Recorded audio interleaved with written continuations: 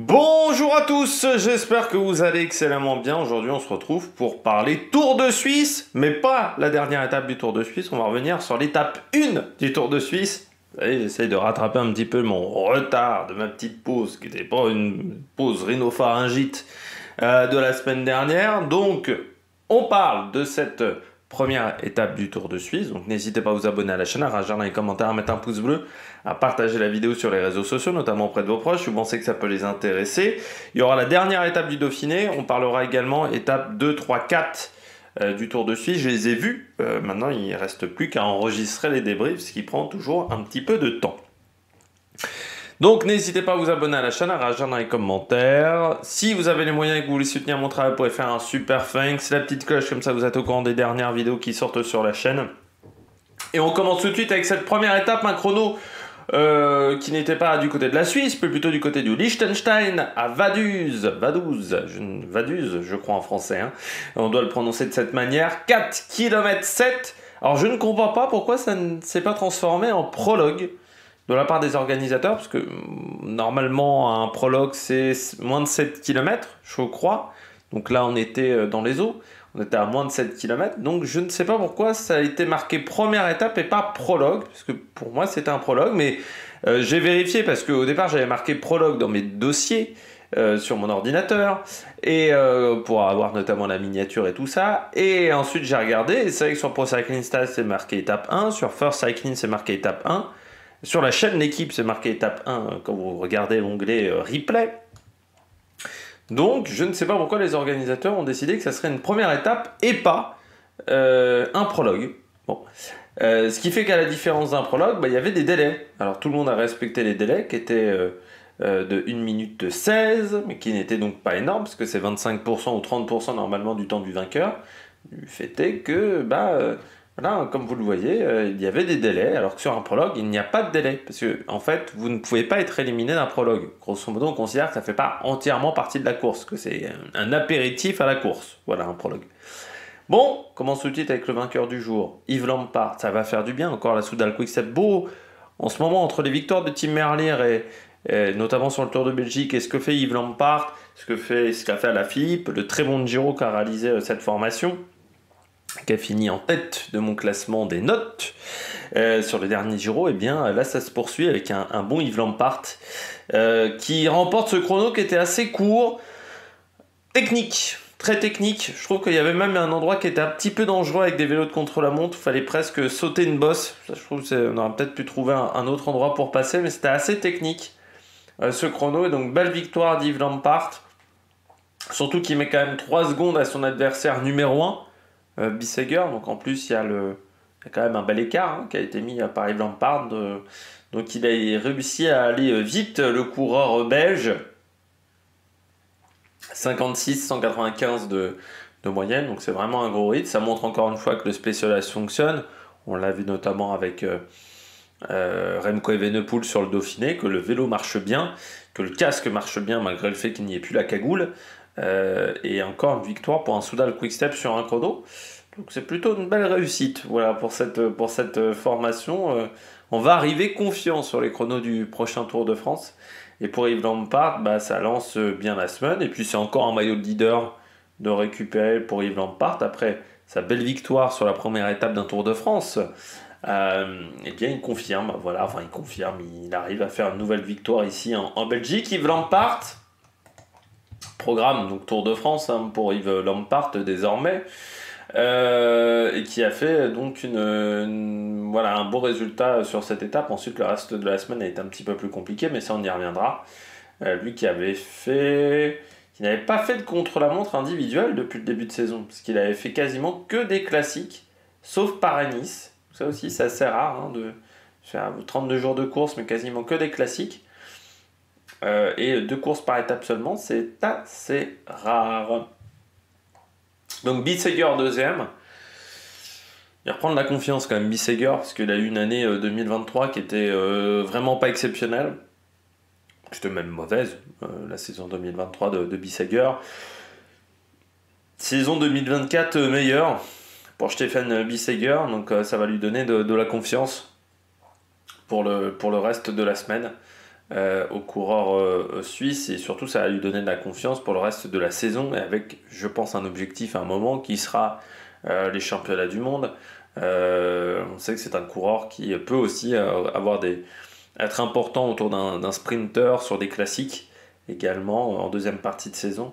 Donc ça va lui donner vraiment du bon moqueur à Bissegger. Et puis troisième, Ethan Etter. Pas très loin hein, de Bissegger, Ethan Etter, à moins d'une seconde. À une époque, il était très fort sur les prologues. Je pense que là, c'était un petit peu plat pour Ethan Etter. Mais bon, c'est un coureur qui est assez surprenant, Etter, parce que c'est pas le mec qui a le plus gros palmarès, alors que moi, quand je l'ai vu arriver chez Ineos, je me suis dit, putain, ce mec-là, c'est une machine.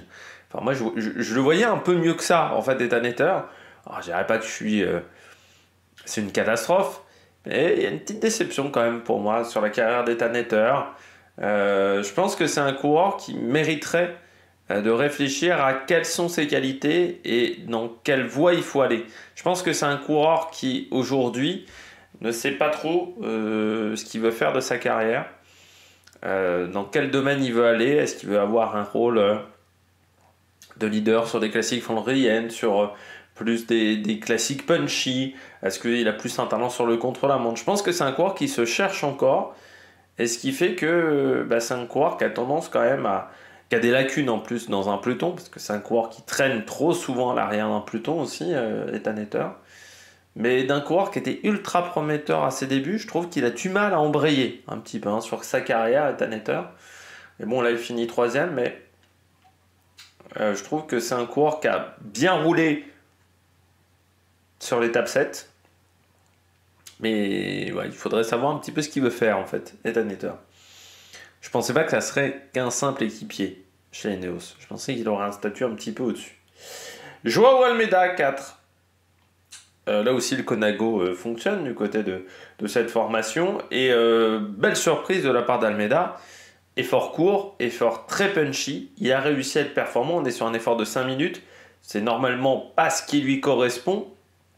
On a vu ensuite sur l'étape 5, 6 que sur les efforts courts, il arrivait aussi à s'en sortir.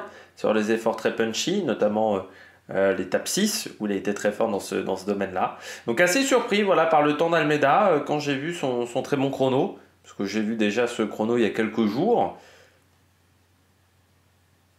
Très bien pour Almeida. Surpris sur un effort aussi court, donc ça veut dire qu'il a progressé. C'est une vraie lacune pour Almeida, c'est ce côté moteur diesel depuis son début de carrière, qui pour moi était une vraie lacune. Donc je pense qu'il a dû travailler sur ce domaine-là pour être un peu plus punchy, pour être un peu plus performant sur les débuts de montée, où c'était un domaine où il avait tendance à avoir besoin de temps pour prendre son rythme. Donc ça lui a réussi plutôt bien. C'est dommage que ça arrive sur une année où il n'est pas forcément leader sur un grand tour. Parce que tu te dis qu'avec ces qualités-là, Almeida, sur un grand tour, ça peut peut-être faire un super résultat.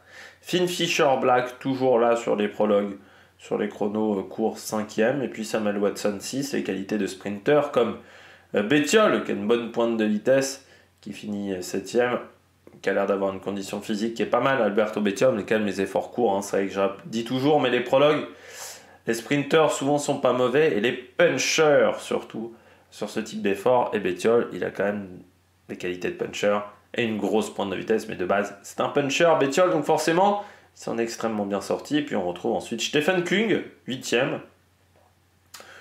Trop court pour Stephen Kung. Voilà, trop court comme effort. C'est un coureur qui aime les chronos plus longs, Stephen Kung. Là, c'était un peu court. Et puis, c'est pas forcément une grande année pour lui sur les chronos pour le moment. Mais on sait qu'il travaille sur le nouveau vélo, qu'il est en train, qu'il prend des repères également sur ce nouveau vélo. Notamment sur le chrono d'aujourd'hui, il devrait le faire avec seulement son vélo de chrono et pas avec un changement de vélo. Donc c'est intéressant de voir le niveau de Stephen Kung devant Mauro Schmidt. Là aussi les qualités de puncher qui parlent du côté de Mauro Schmidt, même si c'est quand même un coureur qui est très discret depuis le début de saison. Le Suisse, le changement d'équipe, je pensais que ça lui faire un très grand bien de passer de Quick Step à Jayco Alula.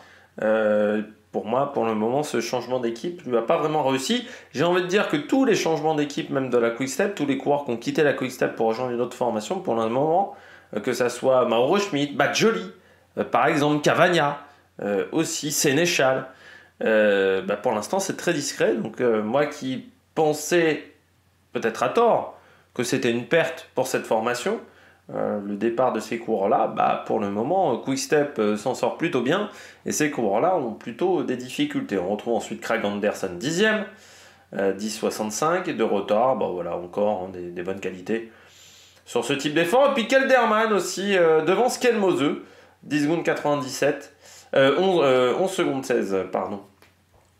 Non, 10 secondes 97, c'est 11 secondes 16 pour Skelmose. Kelderman, surpris aussi de le voir aussi bien classé, parce que les efforts courts, les efforts punchy, c'est pas forcément sa tasse de thé. Donc c'est très intéressant de le voir à ce niveau-là. Kelderman, donc Skelmose. Je m'attendais à ce qu'il serait quand même dans le top 10, Skelmose. Parce que c'est un très bon rouleur. Je crois me rappeler Skelmose sur le chrono de Tirreno. Ah non, il n'était pas sur Tirreno. Non, mais à Irun, par exemple, sur 10 km, le chrono où Primož Roglič a été trompé de route, il fait 3ème. Et il fait 3ème à 10 secondes. Qu'à 3 secondes d'un J-Vibe.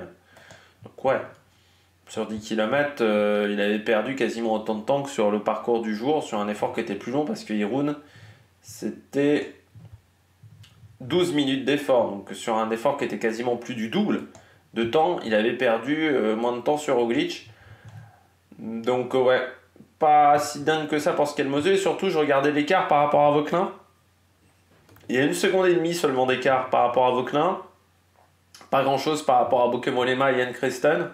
Donc ouais, c'est pas le chrono du siècle, voilà. Pas mal pour Vauquelin, même si le reste de la semaine a été plus compliqué pour le français, le chrono lui était bon. Toujours ce doute avec Kevin Vauquelin comme Skelmose, est-ce que ce sont pas plutôt des coureurs, très bons rouleurs, faits pour les classiques d'un jour, ou est-ce qu'ils ont vraiment le talent pour être performants sur des courses de 3 semaines? On descend un petit peu dans le classement et on va voir que tous les leaders sont assez proches en termes de chrono, à part Almeida qui était à 6 secondes. Derrière, tout le monde est très proche, que ça soit Damietz à 15,04, Lutsenko à 15,39, ça se tient dans des dixièmes très proches, Steinhauser, Stone Mittet 15,52, 15,59. On a également Pidcock 17,15. Donc tout ça est extrêmement proche entre les différents leaders. Mike Van Gils 17,63. Je m'attendais même un petit peu mieux pour Van Gils. Je m'attendais à ce qu'il soit mieux qu'Alex Baudin, parce que Van Gils il avait été très fort sur certains chronos très courts. Mais on voit que tous les leaders se tiennent vraiment en très peu de temps. Oscar Onlit en 18,50, Martinez en 19,03. Donc tout ça est extrêmement proche. Même Enric Mas à 19,33, c'est-à-dire qu'Enric Mas est à moins de... Par rapport à Adam Yates, il est en 15,04, donc il y a 4 secondes d'écart, donc c'est vraiment pas grand-chose, c'est une seconde de kilo, allez, on va dire, mais sur un parcours comme celui-là qui ne lui convenait pas des masses, je trouve que c'est pas mal. Bon, Félix Gall, toujours un petit peu plus en difficulté à 21 secondes, c'est-à-dire à 6 secondes. C'est 1,5 secondes du kilo, voilà, pour Félix Gall, mais qui finit quand même devant un Richard Carapaz. Donc c'est loin d'être catastrophique pour un Félix Gall. On sait qu'il a travaillé sur sa position de vélo de chrono. On verra sur le Tour de France si ça lui permet vraiment de perdre moins de temps. Mais Félix Gall qui disait que c'était très compliqué pour lui, un peu comme Vingegaard, comme tous ces coureurs-là, quand ils ont fait des belles performances sur le Tour de France, et bien de réussir à résister à cette médiatisation qui a été majeure pour lui. Donc Carapaz, déception, 23 secondes, ça fait beaucoup. Comme Higuita, ça fait des chronos assez loin. Kian Uijtdebroek, mais on sent que sur les efforts très punchy, c'est vraiment un domaine qu'il va devoir travailler, le Belge, sur ce type de format-là. Sur les chronos très courts, souvent il perd du temps, et sur les efforts un petit peu punchy, c'est pas là où il est le meilleur. Donc c'est un beau domaine de progression pour Kian Uijtdebroek, c'est sur ses efforts courts. Voilà, il faut qu'il travaille un petit peu son punch. qui travaille peut-être sa puissance, Kian Uijtdebroek, un petit peu, pour réussir à être un peu plus performant dans ce genre de domaine. Bon, Williams Junior Le Cerf, là on est sur un pur grimpeur, donc c'est sûr que sur un prologue comme ça, c'est un petit peu compliqué. Le jeune belge de la Soudal Quick-Step, qui se retrouve un petit peu loin. Caruso, bon, en ce moment il met pas vraiment un pied devant l'autre. Caruso, un petit peu difficile. Woodpulse, bah, lui maintenant il joue les étapes, donc 25 secondes. Et puis Reichenbach à 25 secondes également, mais là aussi on joue plutôt les étapes. Comme Nairo Quintana, alors en plus Nairo Quintana il n'avait pas prévu d'être sur cette course. Normalement Nairo Quintana il était prévu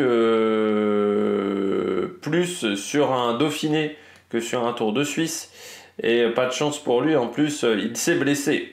Nairo Quintana sur cette semaine de compétition.